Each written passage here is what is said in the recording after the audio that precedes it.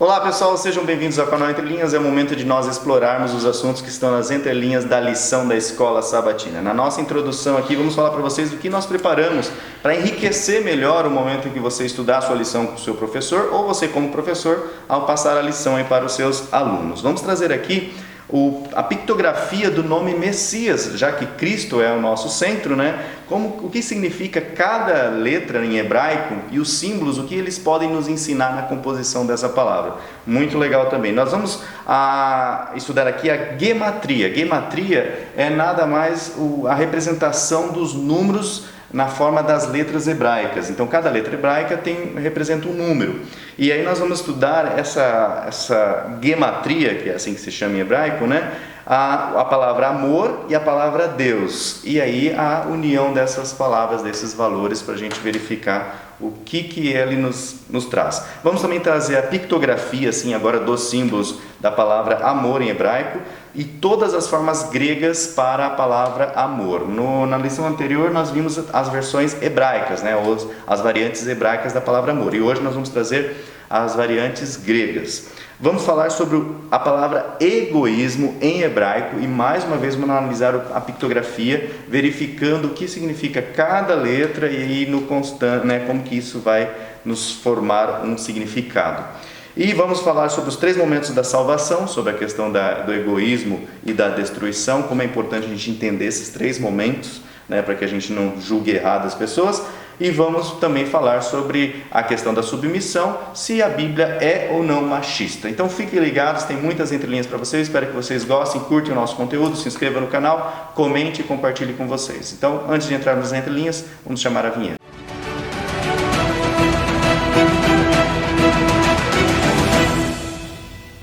Bom pessoal, lembrando aí que nós estamos incentivando a vocês se inscreverem no nosso canal para que a gente atinja aí 10 mil inscritos e a gente possa usufruir de alguns recursos da plataforma, ok? Nós também estamos pedindo, hoje nós não vamos ter nenhum vídeo, mas estamos pedindo para que você, se você gostaria de mandar aí um videozinho de 20 a 30 segundos, mostrando, né, sua igreja, seu grupo, estudando aí a lição, para nós conhecermos melhor um pouco aí do pessoal que tem participado desse Ministério Entre Linhas. Só mandar o vídeo, gravar e mandar no particular. Aqui embaixo nós temos o link para os grupos no WhatsApp, Família Entre Linhas 1, Família Entre Linhas 2, e também nós temos o link aqui no Google Drive, onde estarão todos os slides que o canal vai produzir e que já produziu, beleza? Fiquem à vontade. De vez em quando alguns perguntam, cadê o slide? Cadê o slide? Pessoal, está no link aqui, ó, na descrição desse vídeo.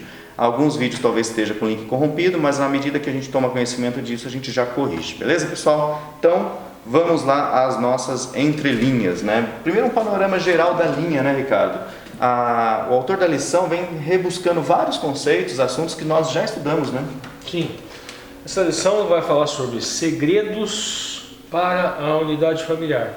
Vai falar de Cristo no centro, que é a parte da lição de domingo. O cristocentrismo, que a gente sempre fala aqui, a gente tem que não só interpretar a Bíblia como o Messias sendo o centro de tudo. Ter essa macrovisão. Isso, ter essa macrovisão, na linha interpretativa, um detalhe interessante que eu quero trazer é o seguinte, foi feito um comentário sobre livros cantares, se seria ou se não seria um livro simbólico, essa história, essa divisão entre livro histórico, livro profético, livro poético. Aí isso é artificial. Sim. A Torá, entendemos que ela possui conteúdo histórico, mas a estrutura da Torá, mesmo trabalhando com conteúdo histórico, ela faz referências arquétipas, noções tipo, antitipo. Até porque se fosse um livro histórico completo, né, seria vários volumes. Então algumas histórias foram selecionadas para serem relatadas. A finalidade não é só transmitir história, não. Isso. Tem muita simbologia. Nós temos Cristo como segundo Adão. Nós temos lá Yahué Jireh, ou seja, Deus proverá. Esse Yahué Jireh é Abraão e Isaac. Abraão iria sacrificar o filho e ele teve esse ímpeto de aceitar a ordem do Eterno de sacrificar o filho, mas aquilo era apenas uma prova. do Yahweh Jireh, do Deus proverá esse filho que você terá, que você teria que sacrificar. No caso é o cordeiro, aquele cordeirinho, aquilo também era símbolo, aquele cordeiro que eles sacrificavam. Então a estrutura histórica da Torá traz simbologia. Quando a gente falou de cantares é Salomão e a Solamita, não tem problema nenhum. Davi, Salomão e Roboão, todos aqueles reis de Judá eram arquétipos do único rei que deveria ocupar aquele trono e que irá ocupar aquele trono pela eternidade. Eles são apenas representações do Messias simbólicas, mas a história existiu, aquelas pessoas existiram, aquele cordeirinho era morto, o Kohen Gadol, o sumo sacerdote, também era um arquétipo do sumo sacerdote do santuário celestial. Então a Bíblia inteira é recheada de arquétipos do Messias. Isso é interpretação cristocêntrica. A lição vai enfatizar muito uma questão prática de Cristo como centro, o centro da orientação para o nosso relacionamento no lar, para o nosso relacionamento na igreja. Mas nós buscamos aonde isso? Nesta simbologia histórica que nós encontramos na Torá, que nós encontramos nos profetas, que nós encontramos até no Evangelho, sobre outra forma, porque lá no Evangelho é cumprimento. Permita-me só aproveitar esse gancho, né? Nós, preparando aqui o material, nós vimos lá uma citação de Ellen White, da lição de domingo, onde ela mesma fala, olha só o que ela fala assim, ó: Cristo honrou a relação matrimonial, tornando-se também símbolo da união entre ele e os remidos. Ele próprio é o esposo, a esposa é a igreja, da qual diz: Tu és toda formosa amiga minha e em mim não há mancha. Cantares 4:7. Ellen White já tinha essa visão de que Cantares, ou seja, era E está no livro... Está a Ciência do Bom Viver, página 356 e 357, pessoal. Ok, vamos lá, vamos para os slides. Vamos avançar aqui os slides. Vamos começar então com Cristo no centro. Já li aqui Ellen White. Vamos começar lendo lá Gálatas 3, 28, 29 e aí vai. Nisto não há judeu nem grego, não há servo nem livre, não há macho nem fêmea, porque todos vós sois um em Cristo Jesus. E se sois de Cristo, então sois descendência de Abraão e herdeiros conforme a promessa. Gálatas 3, 29. Depois a gente deu o texto. Bom, aqui na lição de domingo, Cristo o centro. No primeiro parágrafo, a cruz de Cristo remove barreiras que separam as pessoas. Nesta análise, assim, vamos buscar o contexto lá de Gálatas. Nós temos, antes de Cristo, a Escritura dizendo do Messias que viria. Isso. O Messias virá e toda aquela estrutura arquétipa. O rei, ele é rei de Israel, é ele que deveria ocupar aquele trono por toda a eternidade e irá fazer. É o segundo Adão, ele vem fazer aquilo que Adão, ele vem resgatar aquilo que foi perdido no Éden. Ele é libertador, como Moisés foi libertador do povo do cativeiro egípcio. Ele vem nos libertar do cativeiro do Egito espiritual, vamos dizer assim. Ele vem nos libertar do pecado, libertar do universo, purificar o universo. Tá. Mas aqui, depois de Cristo, Novo Testamento, agora nos Evangelhos nós encontramos cumprimento para tudo aquilo que a gente viu no Velho. E o apóstolo Paulo, notadamente aqui, Gálatas 3:29, está falando ele manda uma carta para a Galácia. A realidade agora é o quê? O Messias já veio. E ele veio para todos. E existe agora um aumento do proselitismo. Pessoas aceitando o Messias e se tornando Israel. E isso não foi muito bem aceito por esse meio judaico. Judaico messiânico, né? Porque teve os judeus que nem reconheceram Jesus. Judaico ortodoxo, vamos dizer assim. O judaísmo, que nós podemos chamar de judaísmo messiânico também naquela época, porque a igreja era uma só. Continuou-se a pregar sobre o leão de Judá. Só que agora o leão de Judá já veio. Se revelou. O leão de Judá já se fez homem, o leão de Judá já morreu por nós, ele já foi para o céu para fazer... Sofreu para exercer o seu sacerdócio. Então, quais eram as barreiras aqui? Neste contexto de Gálatas? Gentios e judeus. Podemos fazer, então, um paralelo com os dias de hoje, com aquele tipo de pessoa que torce boca para pessoas vestidas de uma maneira diferente. Entra uma pessoa, vamos dizer assim, entra uma pessoa com uma camisa diferente, uma camisa de uma banda de rock, com o braço tatuado, alguma coisa assim. Ela torce a boca para ela. Na igreja, criam-se barreiras, sendo que a igreja é um lugar de acolhimento, porque tem que representar o caráter de Cristo. E Cristo faz o quê? Cristo remove as barreiras que separam a pessoa. Se você faz isso dentro da igreja, você está sendo a barreira, né? Então, se você coloca barreiras para as pessoas dentro da igreja, você é sinagoga de Satanás. Você está trabalhando não para Deus, você está trabalhando para o inimigo. Se você afasta as pessoas da igreja, porque você não recebe com o amor que Cristo recebia, publicano, gente, era visto pelos judeus como a pior espécie, os traidores da pátria. E Cristo os recebia. As mulheres, e ainda mais as mulheres que caíram em má fama também, e eles a recebiam com amor. Os samaritanos também eram cidadãos de segunda classe, vistos pelos judeus ortodoxos da época, e eram acolhidos. Hoje em dia, você pode achar que não, mas tem muita gente, muito adventista dentro da igreja que se diz de conduta irrepreensível, que afasta as pessoas da igreja, que afasta as pessoas de Cristo, que não acolhe, só pensa em reprimir, apontar defeito. Devia ter feito isso, devia ter feito aquilo. Por que não agiu rápido, não agiu logo? Olha proativo. O pecado, por que não foi proativo? Olha o pecado ali, meu Deus. Tem que fazer alguma coisa. Afasta do arraial, taca pedra, pedreja. Vamos continuar. Então, muitas vezes nós estamos fazendo isso.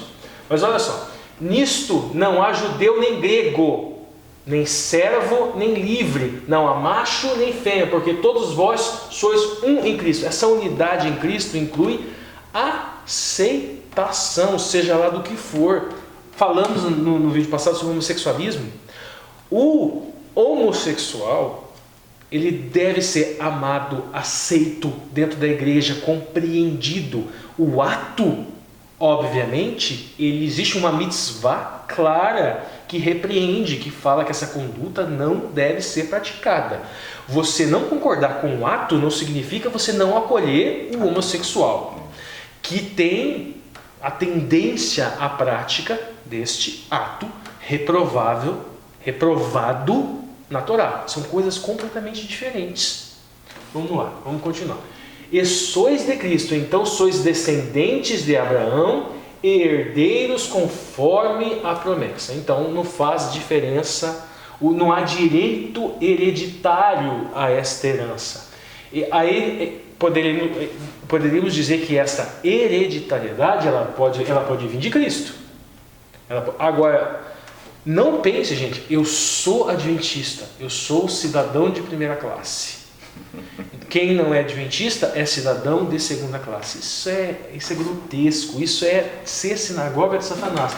Vamos lá, lê o próximo, Lúcio, Coríntios 5,17, 2 Coríntios, né? Assim que, se alguém está em Cristo, nova criatura é, as coisas velhas já passaram, eis que tudo se fez novo. E tudo isto provém de Deus, que nos reconciliou consigo mesmo por Jesus Cristo e nos deu o ministério da reconciliação. E as pessoas costumam pegar isso aqui, nova criatura é, ou seja, agora você obedece a lei perfeitamente, agora você está... Ligou uma chavinha, né? Ligou a chavinha. Santo, agora, pecador. Nova criatura é, veja bem, o apóstolo Paulo falando aqui em Coríntios, lembre Gálatas e Romanos, a lei é para que toda a boca se cale e se enxerguem culpável perante Deus.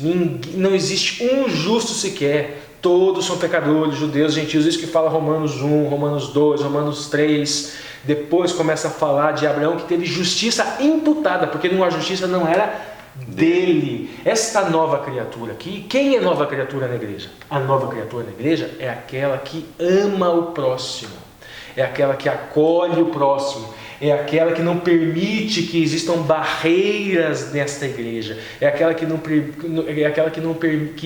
permite que as pessoas sejam discriminadas, que se sintam mal, é aquela pessoa que ela é um exemplo de amor, de acolhimento, de graça, que obviamente o exemplo maior é Cristo, o exemplo maior é o Eterno. Agora vamos lá, analisar a expressão Messias, que Cristo é o centro. Então vamos lá. Primeira coisa, gente, Mashiach se escreve com um men, aqui ó, nessa figura ilustrativa nós temos um men aqui e uma água, uma gota de uma água. Men significa, ok, água, caos, mas ela também significa uma marcha, um caminho. Então, veja bem, o Mashiach ele é o caminho, o Mashiach ele é a água que nos limpa, que nos purifica. Esse caos aqui seria o caos primordial, ou seja, ele é o princípio da vida. Então, o men aqui. Uma aplicação, veja bem, para o lar, ele é a marcha. O casal, o marido e a esposa deve, no contínuo da vida, buscar trilhar essa marcha junto, buscar mostrar para os filhos qual é o caminho, Cristo sendo o caminho, lendo as histórias de Cristo, vendo o exemplo de misericórdia de Cristo, de bondade de Cristo, de amor de Cristo, empregando isso no lar, a aceitação. Agora aqui, vamos lá, Shin, comer, consumir, destruir, um dente, um ano, mudança, escarlate, serenidade, dormir, ensinar, dois, afiado, velho ou vice-rei. Então vamos lá, primeiro aqui, o Shin significa o comer. Então o Messias, veja bem, o que nós fazemos na Santa Ceia? É o corpo, nos alimentamos do corpo e do sangue de Cristo. Então, no Mashiach, nós encontramos o que? O alimento espiritual. Então, o comer, o consumir, esse destruir aqui, ele se destruiu, ele se aniquilou do seu eu divino e se fez carne. Ele se aniquilou, ele era tzadik, justo, ele se aniquilou de sua justiça e se fez pecado. Não merecia a morte, e morreu morte de cruz, e morreu morte eterna. Agora o que nós temos que fazer? Nós temos que fazer o caminho inverso, nós temos que nos esvaziar do nosso eu e nos encher do eu do Mashiach. Perfeito? Então vamos lá. Continuando, olha, mudança, nós devemos buscar esta mudança, serenidade. Um exemplo, nós vamos falar mais sobre isso, mas preferência sobre essa serenidade no lar. O descansar em Cristo, eu focalizo o meu descanso, o dormir. Ele é fonte do meu ensinamento. A questão do 2 aqui, do 2, eu ao lado dele, caminhando junto, podemos fazer essa aplicação afiada. A questão aqui do velho, porque ele é o meu irmão mais velho, vamos dizer, o maior ancestral. Vamos lá, o Yud. Yud, braço, mão, trabalho, feito ou impulsionar. A mão protetora de Israel, o braço forte que tirou eles do Egito, é o próprio Messias, é o próprio Mashiach. Yahweh significa eu serei o que eu serei. Eu serei o que eu serei. Lembra do Yahweh Jireh que eu falei de Abraão? Ali na Bíblia você começa a ver o que ele dizia. Ele disse, eu serei o que eu serei. Então, a primeira coisa que a gente vê, Yahweh Jireh, Deus proverá. Então eu serei o que? O cordeiro que foi providenciado para que Abraão não tivesse necessidade de matar o seu filho, Isaac. Então vamos lá. Esse trabalho, este feito do Eterno para nos salvar, simboliza esse Yud no Mashiach. Tudo aquilo que ele faz para nos salvar.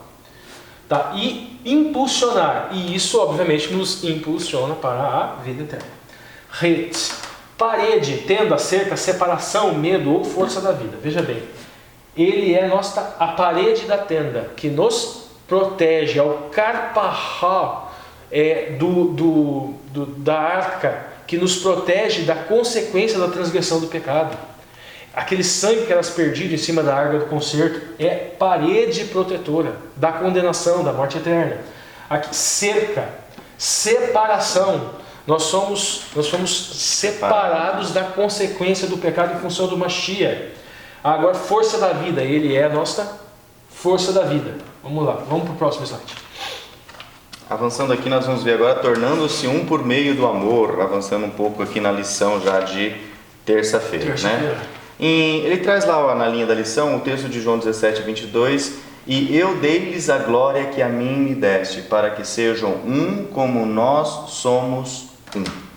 Nós vamos entender um pouquinho dessa unidade aqui. Isso. Aquilo que o Lúcio falou de gematria, gente, nós não fazemos aplicação, nós não entendemos que deve-se buscar códigos ocultos com base na gematria. Por quê? Cada letra hebraica, ela corresponde, e já correspondia a um número. Aleph é 1, Bet, 2, Gimel, Dad, 3, 4. Então todas as letras, as 22 letras correspondem a números. E estes números, tem muita gente que utiliza a gematria para encontrar na Bíblia códigos ocultos, Primeira, Segunda Guerra Mundial. Nós não acreditamos nisso. Deixar claro isso. Não é numerologia. Não, mas a gematria, nós acreditamos ela útil para construções poéticas. Era útil, inclusive, para quem fazia os manuscritos. Porque poderia fazer uma conta ao final para conferir se todas as palavras, todas as letras estavam lá. Porque havia o códigozinho, a frase tal número. Então eles olhavam os números e aquilo lá, aquela equivalência, não, está certo, então o texto era para conferir, para não ter que ler propriamente, era só olhar o número. Agora, amor, vamos lá, vamos buscar poesia então nessas palavras.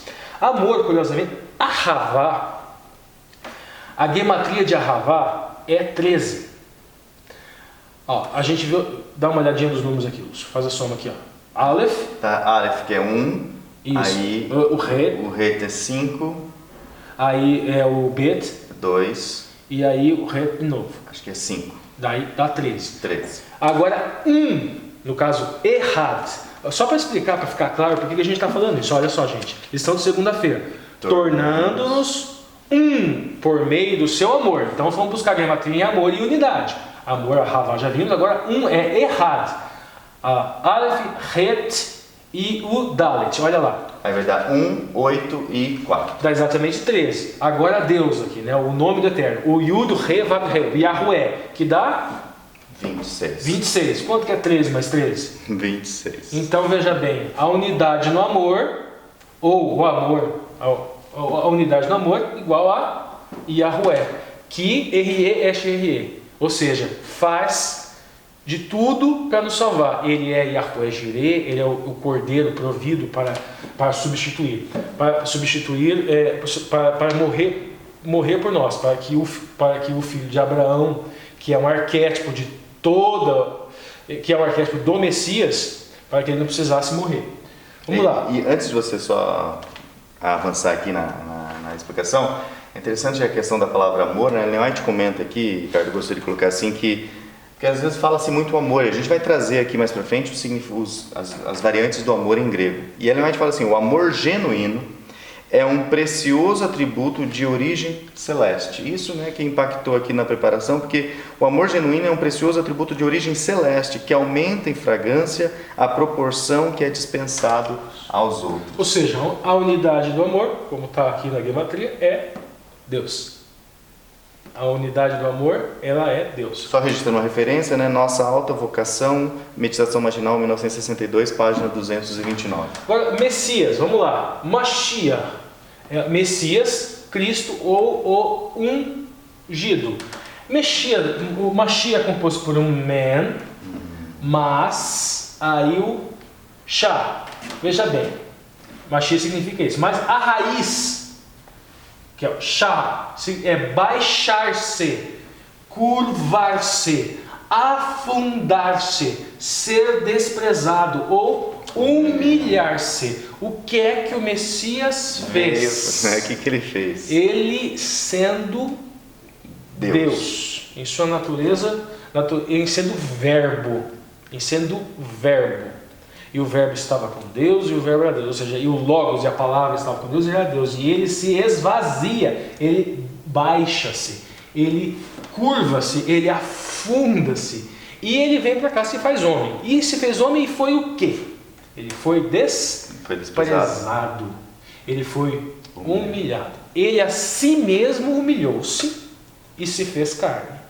E veio aqui e foi homem justo. E foi humilhado pelos homens. E foi rejeitado pelos homens. Justamente a raiz de Machia. E este é o exemplo para a família. Logo, logo vamos falar de submissão mútua. Agora imagine um ser magnífico, um ser pleno, em sua forma de Micael, em sua forma de príncipe, em sua forma de...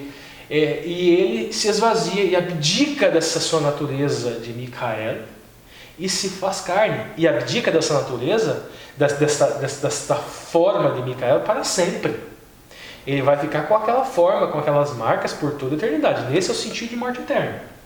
Agora veja bem, as letras que compõem a Havá. Aleph é um boi, uma força, um líder, um campeão, um milhar ou um ensino. Amor. Então o amor compõe o amor como sendo uma força, e é a força primordial para a nossa salvação. Agora vamos lá. Ser quebrado. Ou seja, faz parte desse sentimento, então, você se aniquilar.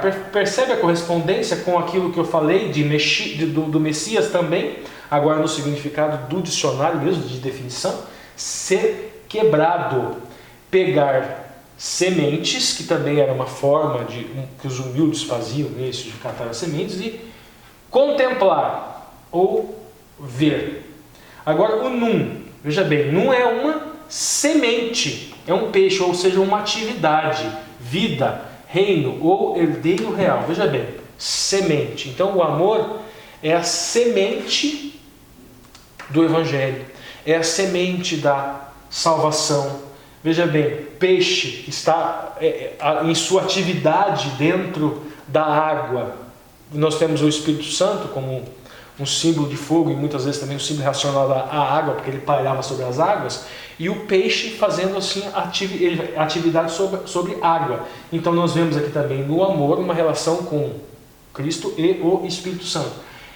O amor é uma atividade, veja bem, está relacionada à vida, está relacionado a um reino e a um herdeiro real. É um herdeiro real. O Messias, veja bem, é o herdeiro real. E em função disso, nós também nos tornamos titulares do direito também a esta herança, como sendo irmãos dele. Então, tudo aqui relacionado com a palavra amor. E dá pra gente até aplicar, ou seja, o amor realmente é uma força que precisa ser quebrada, precisa ser repartida. Que nos faz ser quebrados. E também que é uma semente que você planta, né? Isso. Veja bem, no lar então, o amor é uma força que nos faz ser quebrados, ou seja, nós somos submissos, nós somos quebrados com relação ao outro para ter harmonia familiar, é um quebrar-se mútuo e é também uma atividade de vida constante, é uma semente. Que vai gerar coisas. Que vai nos tornar herdeiros reais. Que coisa. Agora aqui eu coloquei a Shema, por quê? Shema errado, Adonai Elohim, Adonai errado. Nós vemos 3 vezes aqui a palavra, nós vemos Yahweh uma vez, Shema, Adonai, daí uma vez, Elohim 2 vezes, Adonai errado. 3 vezes aqui utilizada a palavra Yahweh e Errad, no sentido de unidade. Esta mesma unidade que nós encontramos no Eterno, através do amor, através do exemplo do Messias, que se baixa, que se curva, que se aniquila, nós devemos buscar na família. Vamos lá, vamos para o próximo. Legal. Agora vamos sobre as formas, gregas para nós expressarmos amor. De novo, vamos falar por que a gente está falando isso. Está lá na lição de segunda-feira. Primeiro parágrafo está falando. Nesta oração, Jesus tinha em mente a unidade entre os seus seguidores. Experimentar o amor ágape. Que oração que é essa? A oração que está lá em João 17, 22. E utiliza a palavra ágape. Antes da gente falar propriamente dessa oração, vamos ver aqui os termos gregos. Aqui, vamos lá. Eros. Citação no Novo Testamento de Eros, velho? Eros seria conjunto vazio. Ou seja, conjunto vazio, nunca. Eros seria amor sexual ou amor sensual. Vamos prestar atenção no seguinte, que sexualidade... O Alexandre, por exemplo. O Alexandre leu o livro de Cantares, ele fala, não, o livro de Cantares fala de sexo. Sim, o livro de Cantares fala de sexo. Fala mesmo, de fato. Só que isto é arquétipo de intimidade. A festa de Sukkot, que simboliza a morada que o esposo foi preparar para a esposa, e simboliza escatologicamente o milênio, dentro dessa estrutura do Velho Testamento, é símbolo de relação sexual, intimidade do esposo, para intimidade plena. É que a gente tem essa mania de associar a relação sexual como se fosse coisa ruim. Não, ela é utilizada na Bíblia como algo pleno de intimidade do esposo Cristo com a esposa igreja. No Velho Testamento, no livro de Cantares, fala sim de relacionamento sexual, como arquétipo de intimidade plena do esposo com a esposa. Unidade, né? Intimidade, unidade. Próxima palavra, filia, que está lá em Tiago, que seria, no caso, amizade. Aí nós temos ágape, que é utilizado em Gálatas, que é utilizado em Coríntios, que é o amor essencial. É um amor que não espera nada em troca para existir. Isso, para existir, mas não é que ele seja sem interesse ou sem Não, é óbvio princípio. óbvio que Cristo, que o Eterno deseja que nós o amemos, até porque isto é uma questão de vida ou morte.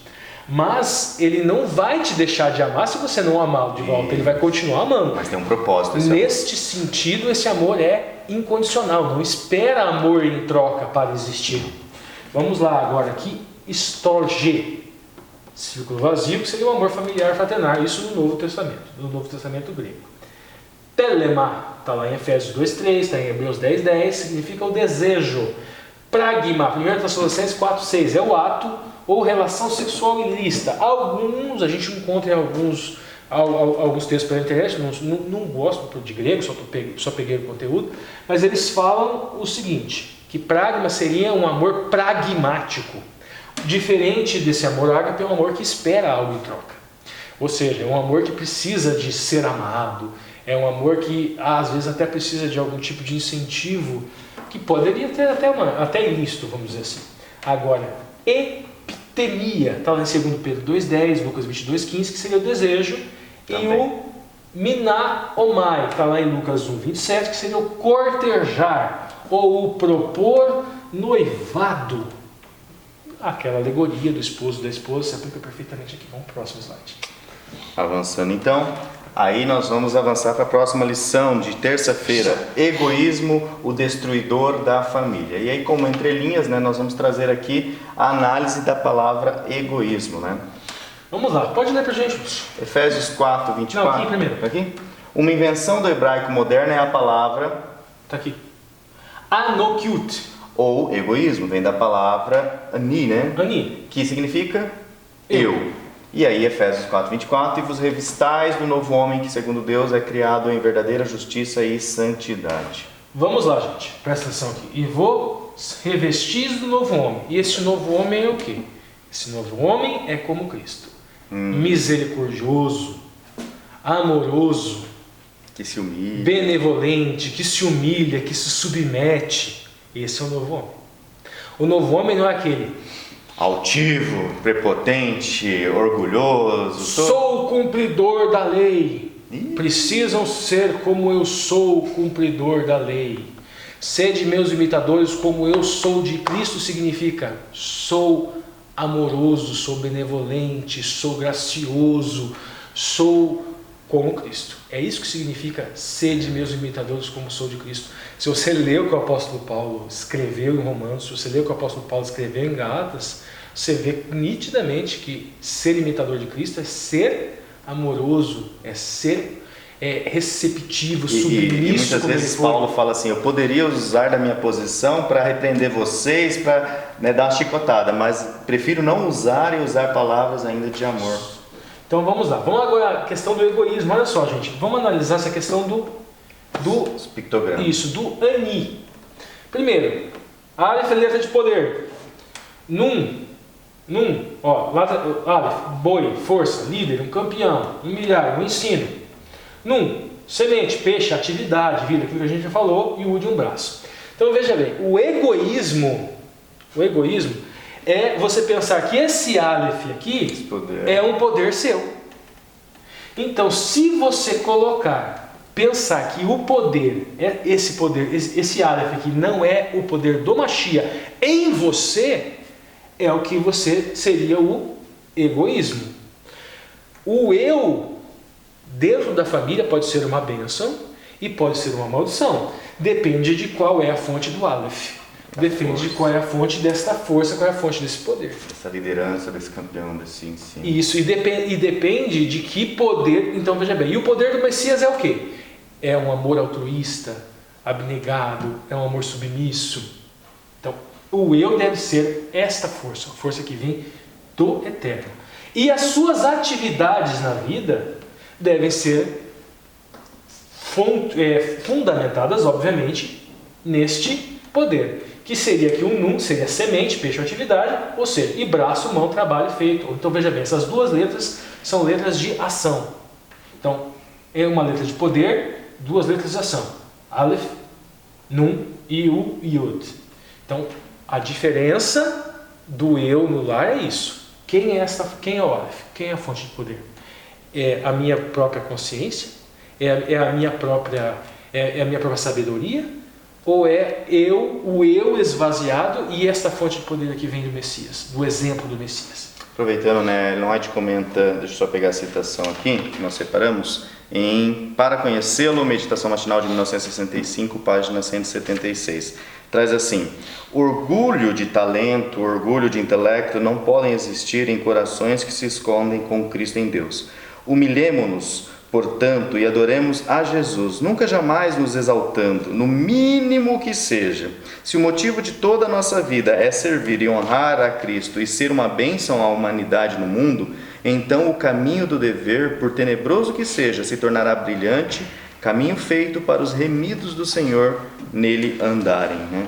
Que é o que nós estamos falando aqui. Próximo slide. Avançando para o slide, ainda na lição...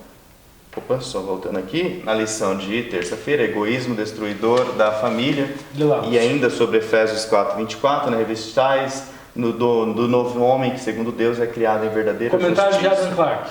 O que ele traz sobre coloquem, né, o novo homem? Obtém uma nova natureza, porque em Cristo Jesus, sob a dispensação cristã, nem a circuncisão aproveita nada, nem a circuncisão, mas uma nova criação. Portanto, vocês devem ser renovados no espírito da sua mente. Sobre depois de Deus é criado em retidão, aqui é certamente uma alusão à criação do homem, pois Moisés nos diz, em Gênesis 1:27, que Deus criou o homem à sua própria imagem, isto é, Deus foi um modelo segundo o qual ele foi formado no espírito de sua mente. São Paulo diz aqui que eles deveriam colocar o novo homem, que depois de Deus é criado em retidão e verdadeira santidade, ou hebraico, grego, né, acho que deve ser aqui os termos, né, na santidade da verdade, ambos certamente se referem à mesma coisa, e um ilustra o outro.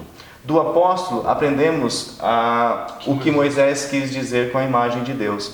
Foi a justiça e a verdade da santidade. Veja a nota em Gênesis 1:26, né? Não é este o outro grau de bem moral que a alma deve receber por Jesus Cristo. É toda a imagem de Deus. É para ser formado segundo Deus. A semelhança do ser divino deve ser traçada sobre sua alma, e ele deve suportar isso tão completamente quanto seu primeiro pai Adão a carregou no princípio. O que é importante aqui, gente? Veja bem, criado em verdadeira retidão. Criado em verdadeira retidão não significa que nós já, conseguimos obedecer a lei perfeitamente, nós devemos tentar. E daí, estes três momentos da salvação são importantíssimos para a gente entender este verso e até a explicação de Adam Clark. O primeiro momento da salvação é uma aceitação da justificação. Nós somos justificados, assim como a gente encontra em Romanos 4. É justiça imputada. Esse revestimento é aquilo que fala em Romanos 4. Nós somos revestidos de um mérito que não é nosso. É uma graça imerecida. Isto aqui está no passado. Isso daqui é por causa da cruz. Agora existe um momento da salvação presente, que é um processo de santificação, kadosh, que significa santo, é uma palavra que também significa casamento. E o casamento, escatologicamente, ele está em processo.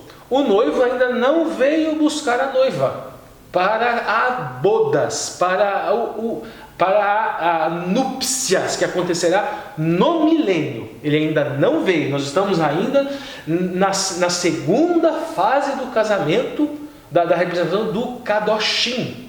Passamos pelo Eruzim, que é a fase de escolha, estamos no Kadoshim, mas o Nessuim ainda não aconteceu. O noivo não veio ainda carregado, entrou na cidade com as trombetas tocando, ainda não, mas irá acontecer. E no futuro, um processo chamado, uma promessa chamada glorificação. Essa promessa é uma promessa de casamento. Quando o esposo vem para levar a esposa para a habitação, para bodas, para núpcias. Você olha para o passado e você aceita a cruz de Cristo. Aceita ser justificado, ter justiça que não é sua imputada a você. No presente, você passa por um processo de casamento, um processo de santificação. Você está naquele kadosh. E no futuro você será glorificado. Carne santa. Momento no qual a nossa natureza será normal, será tranquilo, obedecer todas as mitzvot perfeitamente é só na glorificação. Aqui, presente, santificação é processo.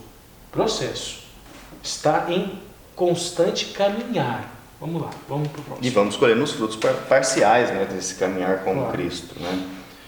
Ainda na lição de terça-feira, egoísmo e o destruidor da família, né? Acho que é o comentário de Filipenses 2, 1 a 4. Portanto, se há alguma consolação em Cristo, se há algum alívio de caridade, se há alguma comunhão no Espírito, se há algumas cordiais afeições e compaixões, completai o meu gozo para que tenhais um mesmo sentido, tendo a mesma caridade, estando concordes, sentindo uma mesma coisa. Nada façais por contenda ou por vanglória, mas por humildade. Um ao outro estime por mais excelente que a si mesmo. Não atenteis cada um para o que é propriamente seu, mas cada qual atente também para o que é dos outros. Nota, gente, eu sublinho as palavras consolação em Cristo, alívio do amor, o alívio da caridade. Aqui comunhão também é uma comunicação no Espírito. Humildade, todos esses exemplos, tudo isso nós vemos relacionado a Cristo e é um exemplo para a convivência familiar e é um exemplo também para a convivência na igreja. Vamos lá. E são lições, né, progressivas. Eu queria só destacar aqui, né, Ellen White comenta um texto dela, né, na Meditação Matinal de 1965, página 249. Se nos achegarmos a Deus com espírito humilde e dócil, não com os nossos planos já todos formulados antes de lhe pedirmos e elaborados de acordo com a nossa própria vontade, mas sim submissos, dispostos a ser ensinados com fé, é então o nosso privilégio reivindicar a promessa a cada hora do dia. Avancemos então, chegamos aqui na submissão. Então vamos lá, gente. O Lúcio já leu o versículo de Anéto com relação à submissão, já introduziu já a lição de quarta-feira. Então, isso, quarta-feira. Já introduziu a lição de quarta-feira, submissão. Agora, o que a gente vai entender aqui? É muito comum a gente ler a Bíblia e a gente vê passagens e a gente tira do contexto. Primeira coisa que a gente tem que entender existe aquilo, provavelmente, que foi plano de Deus. Nunca foi plano propriamente de Deus esta concepção cultural de que a mulher ela deveria se submeter aos desígnios do marido, coisa e tal, de que nunca foi plano, né? Um ser inferior. Nunca foi plano de Deus servidão, seja de mulher para homem, seja de homem para homem, escravidão, também nunca foi plano de Deus. Isso não faz parte do plano de Deus.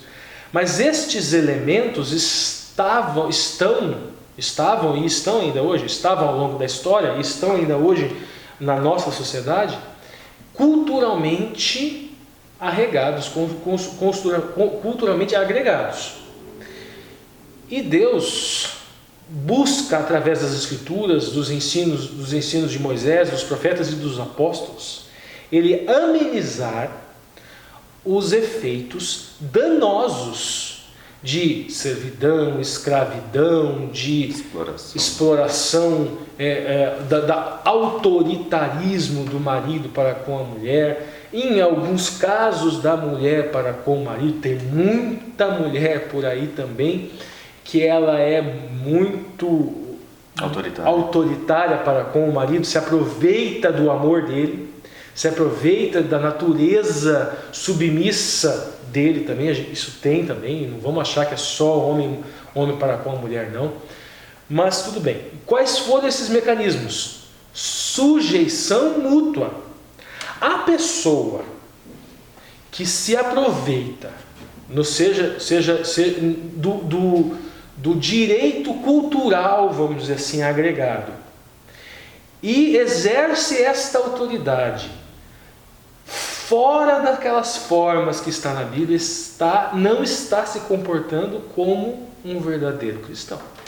Então, ok, existem direitos culturalmente agregados a uma sociedade. A Bíblia mostra como exercer isso. O Senhor, a Bíblia ela não estimula escravidão, mas ela coloca freios àquilo que surgiu na cultura judaica e aquilo que surgiu na Mesopotâmia, naquela região. Os judeus, eles teriam que ter um comportamento com relação ao escravo completamente diferente dos outros povos. Eles tinham que ser misericordiosos. E digo até mais, gente. Escravos naquela época, se fossem tratados como a Torá realmente manda e como os profetas realmente mandam, eles eram muito mais bem tratados que muitos trabalhadores assalariados no Brasil hoje. Os trabalhadores assalariados com direitos trabalhistas hoje são muito mais maltratados pelos seus patrões do que um senhor de escravo na época de Israel que seguisse plenamente os preceitos que estão na Torá. Eu aproveito, para resgatar aquela comparação que eu fiz na época, quem já usou isso, que quando Sara, não estava conseguindo parir um filho, engravidar, ela escolheu uma serva. Ou seja, permitiu que o esposo dela coabitasse com uma serva. Então hoje, muitas vezes, a relação do patrão com o empregado, vamos colocar assim, suponhamos que a esposa do patrão não conseguisse engravidar. Será que a esposa falaria para o patrão fazer um filho na empregada? Não que isso a gente já viu que isso deu tudo errado, mas é só para a gente exemplificar o estilo da relação que tinha o senhor com o servo, a confiança e a proximidade que ele tinha. Só para isso, tá, pessoal? Não distorce o que eu estou falando. Muitas pessoas preferiam não só permanecer escravo, como preferiam se dar como escravos. Porque teriam uma vida muito melhor sendo escravo de um senhor que seguisse os preceitos da Torá. Então veja bem, olha aqui, um outro detalhe agora aqui, gente. Dá uma olhada aqui. Mulher na Bíblia. Aqui, querida, mais um versículo que manda você calar a boca e voltar para a cozinha. A cozinha. Aqui uma foto, para quem não está vendo, de um marido olhando a Bíblia e buscando justificativa para os seus preceitos culturalmente arregados, construídos. Olha o verso aqui que diz. A Bíblia descreve elementos culturais. E se você ler com atenção, e essa interpretação deve ser cristocêntrica, você vai perceber que os freios para isso deve-se analisar contexto. Deve-se analisar contexto, para quem está falando, para quem o apóstolo está falando, em que contexto, em que época, em que condições, como é que as mulheres de Corinto estavam agindo, o que está tentando ser freado. O que está tentando ser freado. A gente tem a mania de ler a Bíblia e achar que tudo é autorização ou proibição. Não. Tem freios para aquilo que é tolerado. Escravidão foi tolerada por Deus, mas se colocou freios. Esta relação homem e mulher com uma autoridade do marido, uma submissão para a mulher, não. A regra é submissão mútua, e não é só de marido para mulher, não. Submissão mútua até do senhor de escravo para com o escravo. do Senhor para com o servo. E submissão mútua dentro da igreja também. Isso é muito importante. Dá uma olhadinha, dá uma lida lá, alguns comentários. De Elicote diz assim, apresentando-se um ao outro no medo de Deus, né, no temor. Na construção gramatical, esta cláusula está ligada aos versículos anteriores. No ponto de ideia, leva à próxima seção que trata da submissão tripla de esposas a maridos, filhos a pais, escravos a mestres, né? Reforçando o que a gente falou. Albert Barnes diz assim, ao mesmo tempo em que ele aplica esse dever de submissão, ele ordena que os outros usem sua autoridade de maneira apropriada e dá injunções solenes para que não haja abuso de poder. E Adam Clarke, né, submetendo, ele comenta um ao outro, que nenhum homem seja tão tenaz de sua própria vontade ou sua opinião em assuntos indiferentes, a ponto de perturbar a paz da igreja. Em todos esses assuntos, ceder um ao outro e deixar o amor governar. Essa é a orientação. E aí chegamos no último slide aí de hoje, vivendo o amor que prometemos. Lição de quinta-feira. Vamos lá, quinta-feira, vivendo o amor que prometemos. A gente tem aqui na pergunta 8, né? Examine as seguintes famílias, o seu nível de comprometimento. Com o compromisso poderia ter sido fortalecido em algumas famílias, o que incentivou. Eu coloquei aqui as figuras, não coloquei as passagens, porque ia ficar muito extenso o slide. Então eu coloquei as figuras aqui. A primeira história aqui a ser analisada é a história de Jacó e a história de Esaú. Numa análise de conjectura, o que estaria se tratando aqui? Primogenitura. No caso de Jacó, ele tinha aptidão à primogenitura, porque o primogênito, ele desempenhava um papel espiritual na família. Esaú não tinha essa mais grossão, né? Ele exatamente, não tinha essa aptidão. O primogênito necessariamente não é o mais velho. Coincidia muitas vezes, mas nós vemos vários casos que o primogênito foi mais velho. Veja bem, Ismael foi o primogênito, nasceu primeiro, mas o filho da promessa era Isaac. Esaú é primogênito no sentido de nascer primeiro, mas o primogênito no sentido espiritual escatológico era Jacó. A gente teve lá, Rúben foi o primeiro filho de Jacó, mas o primogênito, o preferido, na verdade foi Judá, por uma sucessão de eventos que não vem ao caso. Tá, mas veja bem aqui. Então, esta primogenitura, e Esaú, ele é enganado por Jacó em termos. Ele é enganado no sentido, na própria fraqueza de Esaú. Ele quis ser, né? Na própria fraqueza de Esaú. Nesse caso, ele quis ser enganado. E de forma, alguns dizem que, no caso que Isaac também se deixou enganar, porque falou assim, aqui os pelos são de Esaú, mas a voz é de Jacó. Então, tudo bem. Tem essas questões aqui, mas o ponto primordial desta família aqui é o seguinte, que, primeiro ponto, mesmo nas nossas fraquezas, nos nossos atos falhos, de alguma forma o Eterno está conduzindo. Se por um acaso não se tivesse utilizado esses artifícios errados, por parte de Jacó, se mesmo Esaú não tivesse vendido a sua primogenitura por um prato de lentilhas, de alguma forma e da maneira correta, Deus conduziria esta primogenitura para aquele que era mais apto. Mas esse seria o primeiro ponto. Segundo ponto, Jacó se afasta, fica longe, temendo Esaú, e quando ele volta, ele é aceito. Ele é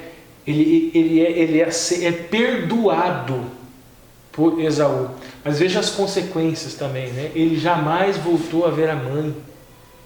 No caso Jacó, jamais voltou a ver a mãe e jamais voltou a ver o pai. Esta primogenitura poderia ter vindo sem essas consequências. De forma mais natural, né? De forma mais natural. Deus ia prover. Agora aqui o segundo exemplo que nós temos aqui. A gente já tem aqui Moisés. Moisés no cestinho. Existia um quadro ali de escravidão. Havia uma repreensão, uma repressão contra aquele povo que estava crescendo muito. E para salvar Moisés, ele foi colocado no cestinho e ele foi adotado pela irmã do faraó. Entretanto, ele foi criado pela sua própria mãe. Aqui nós vemos justamente aquilo que faltou aqui, ó. Nós vemos a providência divina. Esta mãe colocou ele no cestinho, colocou a irmã lá olhando para ver se o cesto não ia. Mas a gente vê aqui Deus colocando no coração da irmã do faraó amor, para que ela aceitasse essa criança e o criasse como sendo filho, e Deus conduzindo esse processo de libertação do povo. Senão, se Moisés fosse morto. Então a gente vê aqui agora Deus fazendo, a gente vê aqui a mãe de Moisés permitindo justamente esta atuação divina, para que esse libertador, Moisés no caso, atuasse da maneira que deveria. Então vamos lá, agora aqui, José. Nós temos aqui agora aqui José no Egito, que seria o compromisso familiar, compromisso entre irmãos, que é falado aqui. Vamos lá. No comentário de Ellen White, nos Patriarcas e Profetas, conta uma coisa muito interessante aqui. Que quando José estava no Egito, aqueles irmãos eles tinham mudado a sua natureza. E eles achando, porque Moisés teria se utilizado de tradutor para falar com eles, e eles falavam na língua natural deles. José entendia. E José entendia, mas eles não sabiam. E essas falas, eles demonstraram mudança de caráter. E falaram, aquilo que nós fizemos com Moisés não estava correto, coisa e tal. E disse no Patriarcas que Moisés teve que se afastar, porque ele se emocionou com aquilo.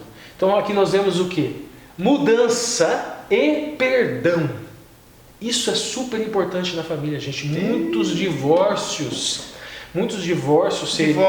tia, noras, genro que não perdoa por coisas que aconteceram no passado. Muitos conflitos familiares seriam resolvidos por esse binômio: mudança e perdão. Mudança e perdão. Mas as pessoas acham que perdão é só de Deus para com ela. Não é dela para com os outros. Aprende aqui como o perdão é lindo, né? E você lá cheio de pessoas para você perdoar. E você não perdoa. E não perdoa, né? Não, mas eu tenho minhas razões. Mas calma aí. Não, aquela pessoa não merece. Mas você também não merece. Não é para merecer, pessoal. Perdão. Você perdoa porque você foi perdoado. Você foi perdoado por Deus. E por infinito, um tamanho infinito de culpa. Agora você perdoa o próximo. Isso é nova criatura. Agora aqui a gente tem Ruth e Noemi. Noemi no caso aqui, a sua nação será minha, o seu destino será o meu. Olha o exemplo desta mulher de Ruth. E esta mulher que toma essa atitude, o destino, ser Israel, fazer parte de Israel, envolve consequências boas, no sentido espiritual, no sentido da glorificação, no sentido de você ser aceito por Cristo, de você ser abençoado por Cristo, mas você é rejeitado pelo mundo. E agora que ela aceita esse destino, fazer parte desse povo, e ela encontra um Goel, ela encontra um Redentor. Novamente aqui é uma história, mas nós temos aqui a história o quê? A igreja gentílica se agregando à igreja judaica, ao Israel, ao chamado, esse binômio novo, Israel espiritual. E esse gentil, Ruth no caso, essa Goi, ela encontra também um Redentor. Ela encontra um Redentor que vai trazer de volta os direitos patrimoniais da terra que pertenciam a esta família, o Goel. Agora, o último aqui, nós temos Oséias e Gomer. Oséias, novamente, é uma história verídica, gente, é real. E Oséias existiu, Gomer existiu, mas é arquétipo. Está na Bíblia inteira. Essa linguagem simbólica está na Bíblia inteira, até nos livros chamados livros históricos. Oséias representa quem? Oséias representa Cristo. Gomer representa quem? Israel. A igreja. A igreja. E nós vemos aqui, e ela é o quê? ela é imperfeita, adúltera, e ele faz o que com ela? ama E busca, e vai atrás, e ela sai, e ele vai atrás, e ela sai, e ele vai atrás. Este amor também deve ser exemplo para o lar. Você tem um marido, ai que horror, meu marido deixa a toalha no chão. Tem comparação, gente? Com Oséias e Gomer? Aperta a pasta no lugar errado. Às vezes a gente cria conflitos no lar por causa de coisas tão pequenas. Poderia haver mudança. Poderia haver mudança. Sim, mas essa mudança vai ser conquistada. Mas poderia haver perdão. Poderia haver submissão. E sabedoria também, para saber conduzir, né? Porque se você for criar conflito com tudo que você não concorda, na verdade não, você tem que dar uma de pedagogo, você tem que, não concorda? Vou tentar mudar essa situação. Não só isso, vou tentar aprender a não me incomodar com aquilo. Mas não tem como, porque senão a casa cai. Ok, então conversa com amor. Sem contenda. Sem contenda, seja sagaz como José foi, seja amoroso seja persistente como Oséias era. E beleza, tem só as opiniões aqui que a gente não leu ainda, né? Lúcio. Hebreus 13:5 diz assim: sejam vossos costumes sem avareza, contentando-vos com o que tendes, pois disse: não te deixarei nem te desampararei. Por que isso daqui? Porque existe justamente o autor da lição. Na lição dos professores, quem está com a lição, essa aqui? Quem está com a lição que não é do professor, não vai ver este versículo na nota de rodapé, que é com relação ao dinheiro. E vamos analisar aqui alguns comentários. Lê lá, Lúcio. Tem outra versão desse mesmo verso, né, que você colocou. Conservem-se livres do amor ao dinheiro e contente-se com o que vocês têm, porque Deus mesmo disse: nunca deixarei, nunca o abandonarei. Adam Clarke disse assim: ou seja, todo o teor da sua conduta, o modo de sua vida, ou melhor, a disposição de seus corações em referência a todas as suas transações seculares. Por que ele disse isso, gente? Esta primeira parte aqui, vossa conversação seja sem avareza. Deixe sua conversa. Palavra por palavra, entendeu? Foi adaptado aqui. Então, o que Adam Clarke fala aqui? Que esse deixe de sua conversa, que a palavra grega, ela significa conduta. Então, ou seja, abandone a conduta anterior. Entende? Agora continua lendo. Não tenha cobiça, Adam Clarke, né? Não deseje mais do que o que Deus lhe deu. E especialmente cobiçar nada que a divina providência deu a outro homem, pois este é o próprio espírito de roubo. Agora, Joseph Benson de novo com relação a deixe sua conversa avareza, avarenta, que foi criada aqui nessas duas traduções. Do grego, né, comportamento ou modo de vida, estar sem cobiça, sem amor ao dinheiro, ou um desejo desordenado de empenhar-se depois mais bens deste mundo do que você ou do que Deus tem o prazer de lhe dar, procedendo de uma estima indevida deles e apego a eles. Veja bem, estima indevida deles, ou apego a eles. O dinheiro é a raiz de todos os males? Não, a Bíblia o amor não ao dinheiro é a raiz de todos os males. A gente vê o caso, Salomão era pobrezinho, gente? Não, Salomão era rico. Mas veja bem, não significa que todos aqui nessa terra são aptos a perceberem deste dom, porque isso também é um dom de Deus. Muitas pessoas que se receberem o dom, esse tipo de dom de Deus, podem se perder, e aí não vai ser dom, aí vai ser maldição. Exato. E Deus não amaldiçoa pessoas com dons. Dons são para o engrandecimento, para o fortalecimento da obra, para o fortalecimento espiritual. Então tem a ver com aptidão. Deus, em sua infinita onisciência, Ele sabe quais os dons devem ser distribuídos e a quem. Mas este amor excessivo ao dinheiro, esse amor, ele pode ser prejuízo à família. Não ao dinheiro, aos bens, à possessão. Exatamente. A alimentar o seu... É isso para hoje? Eu só queria encerrar falando assim, Ellen White diz assim, no Meditação Matinal 1983, página 216, olhando para o alto: se andarmos com Deus, nossa fé se fará mais e mais luminosa até o dia perfeito, e a recompensa dos fiéis será finalmente Nossa, Dia né? perfeito é o dia da glória. O dia da glória. Então, pessoal, não desistam. Esposos, esposas, filhos, e todos os agregados das duas famílias que se uniram um dia nesse belo casamento, que vocês relembrem, né, dos motivos que fizeram com que vocês se uniram um dia.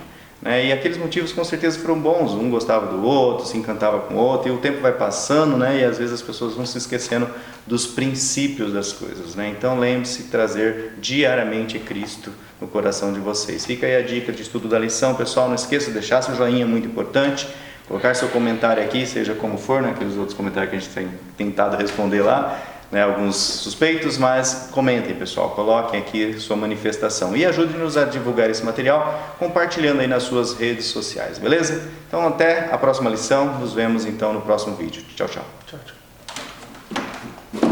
Foi. Seu carro.